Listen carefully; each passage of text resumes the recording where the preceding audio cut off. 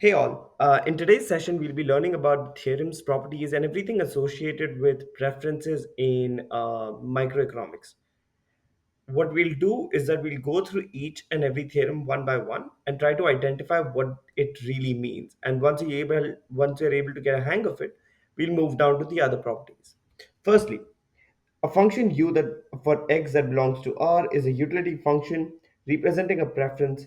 This if for any x and y that belongs to x, for x weakly preferred to y, it implies that utility of x is greater than equal to utility of y. What it really means is that let's say we've got a preference set x and y, both representing different things. Let me put it into context. You've got x is equal to apples, y is equal to bananas, and it is said that you prefer apples more than bananas. Let us assume that the utility that you get from apples is equal to the cost of apples that you're willing to pay. So the amount of money you're willing to pay for one apple and one banana respectively. If I say that X is preferred to Y, weakly preferred to Y, you'd understand that you would be willing to pay either as much as Y or more than Y for the same apple X. And this is what is said over here. If x is weakly preferred to y, this implies, and it implies back forth as well, that utility of x is greater than or equal to utility of y. And that is the core basis of a utility representation in a preference form. This forms the baseline for all our future discussions. Suppose you've got two utility functions. Um, I'd say you've got one is apple, u of x is equal to apple, and then v of x is apple pie. Apple pie gives you an incrementally higher level of utility than an apple does. Think about it. Mom or dad get you apples at home. They're cool. They make apple pie out of it. It's even better. So assuming I give you 10 apples, so the total utility that you'd get is 1 plus 2 plus 3 plus 4, and that's represented by this particular sign, this particular function. Again, it's not going to be always the case. It's person dependent. That's the core property of utility. But assuming that this is how utility is defined, apple pie gives you an increasing utility level as well. So for every unit of apple pie you consume, your utility increases accordingly. So the let's say you've got utility from the fifth apple consumption is 5, then the utility consume obtained from the fifth apple pie you consume is 15, for example. Or in this particular case, it will be 3 times 5 plus 5, which will be equal to 20. So at level 5, 5 and 20. And let's talk about 10. So at 10 apples, you would have a utility level of 1 plus 2, whatever that might be. And for the V of X, it'll be 3 times the utility obtained through consumption of 10 apples plus 5. So it'll be significantly higher. Next here, if a preference relation this is represented by a utility function, then this preference is rational. What do we mean by that? Yeah, and this is going to be an extremely important property because I'm very sure that your teachers or your faculty members are going to test you on this. So if a preference relation, you like apples more than you like apple pies more than apples, is represented by a utility function, straight away realize that you know what, it is a rational preference. Well, it is, right? So the it might seem a little long-handed to assume this very quickly, but you'll realize this as you do more and more questions regarding how rationality can be identified using the same two properties that we talked about last time, which is transitivity and completeness, and can be obtained and confirmed by just the fact that it is being represented by a utility function. But all in all, just remember this. If a preference, remember there first needs to be a preference, is represented by a utility function, and that could be of any form, then the preference is rational. Rational means that it's transitive and complete.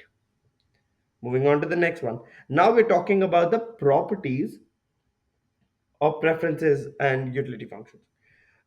Primarily preferences, perhaps.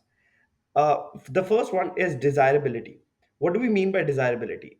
So x is equal to x dot dot dot xn, which belongs to a set x, which is a subset of Rn positive.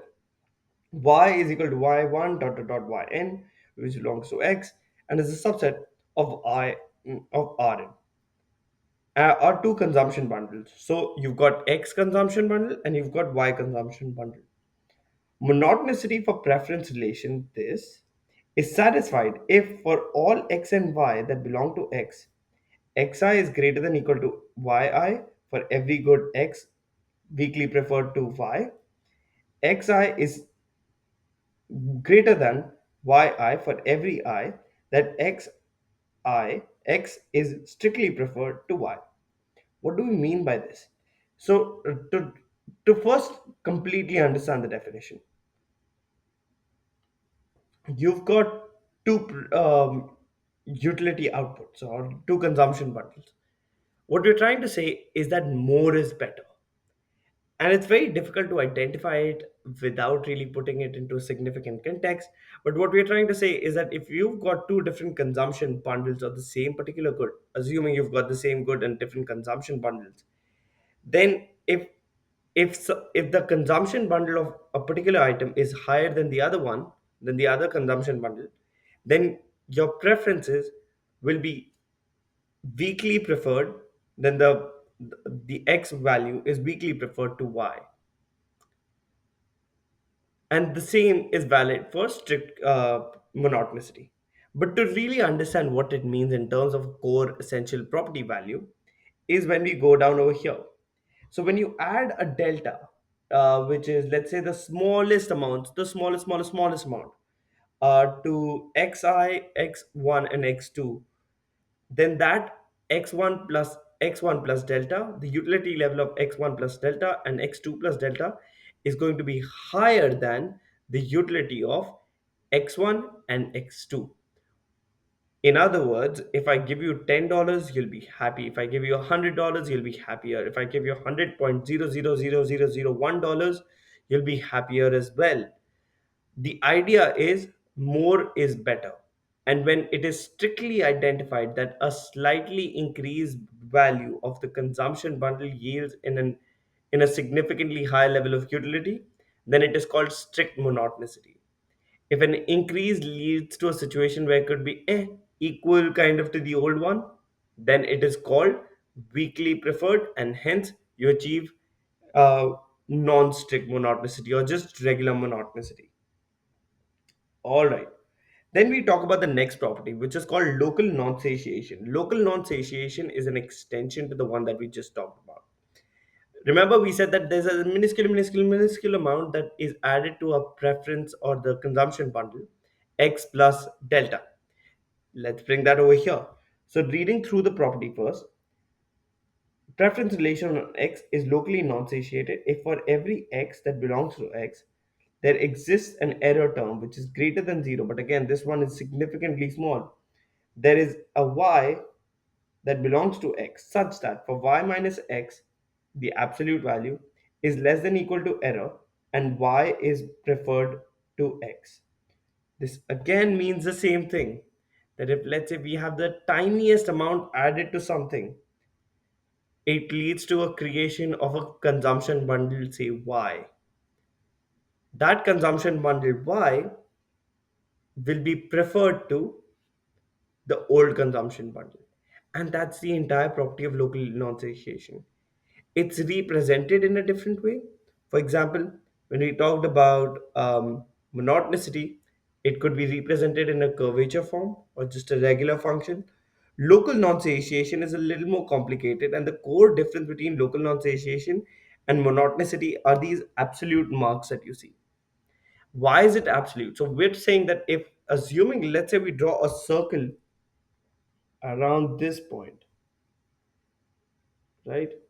So the consumption in this particular area, the area around that consumption area, would always yield a higher utility, which is less than that area is less than E, would always yield in a utility level such that the new bundle is strictly preferred to the old one.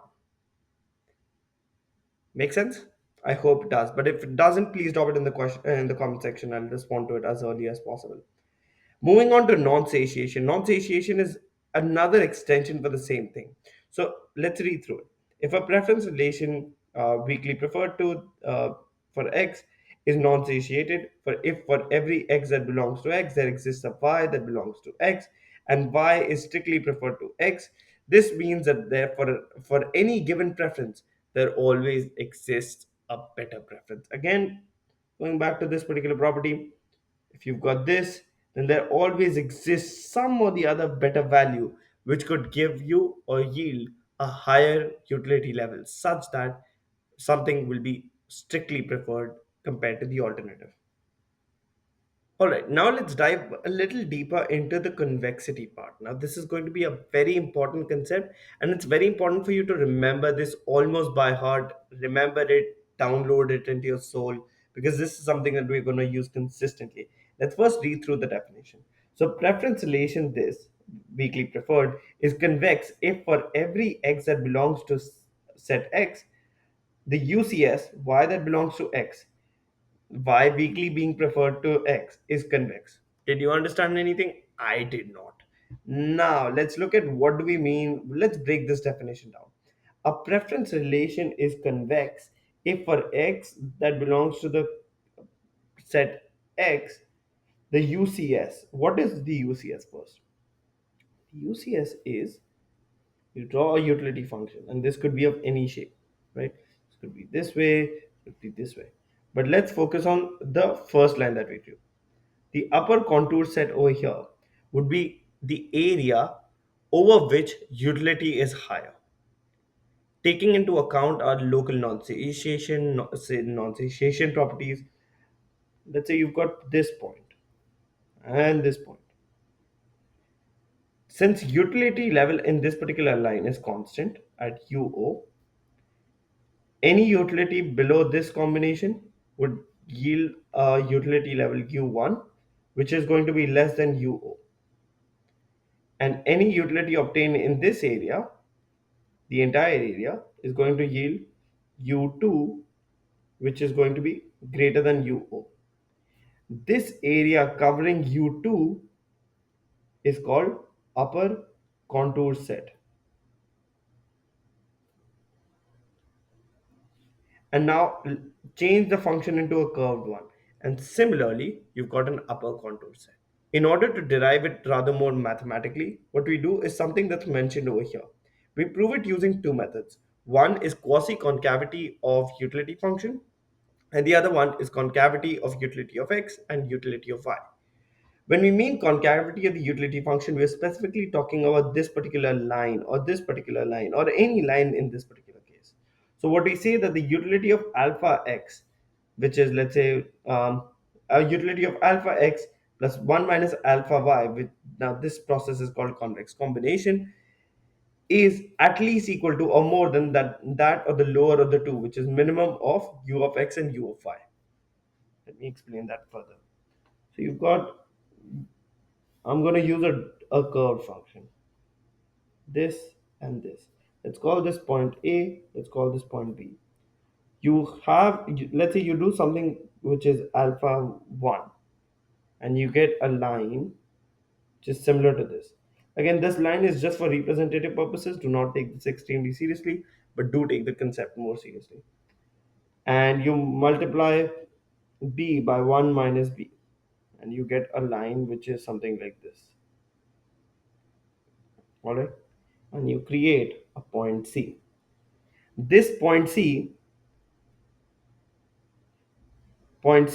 has a utility level u of c is going to be higher than the utility of u0, because that's the line we're on, because it's in the upper contour set. Now for every times point C is in the upper contour set where or such that alpha a plus or the utility of alpha a plus 1 minus alpha b is greater than or equal to the minimum of utility of A and utility of B, then that is called a convex or quasi-concave utility function. So what do we mean by this? So when utility of alpha A plus 1 minus alpha B is greater than or equal to utility of or is equal to or greater than the minimum of utility of A comma utility of B, then this is called a convex, a quasi-concave. Pardon me. This is called a quasi-concave utility function. Make sense?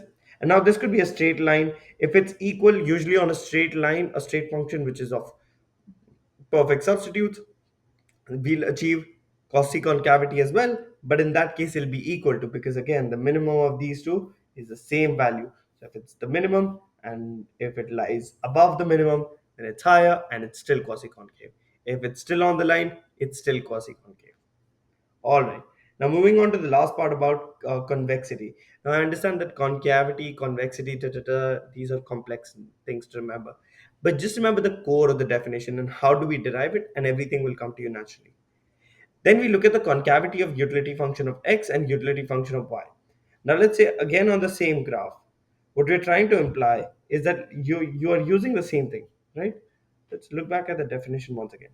So utility of alpha x plus 1 minus alpha y, the same function that we used over here, look at the commonalities, is greater than alpha utility of x plus 1 minus alpha utility of y.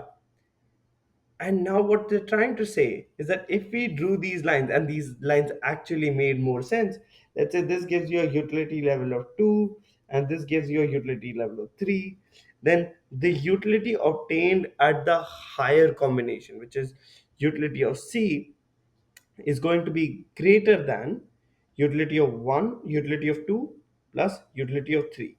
And in other words, this would mean that the utility of alpha x plus 1 minus alpha, or in our case, alpha A plus 1 minus alpha y, or 1 minus alpha B, is going to be greater than utility alpha times utility of A plus 1 minus alpha times utility of B.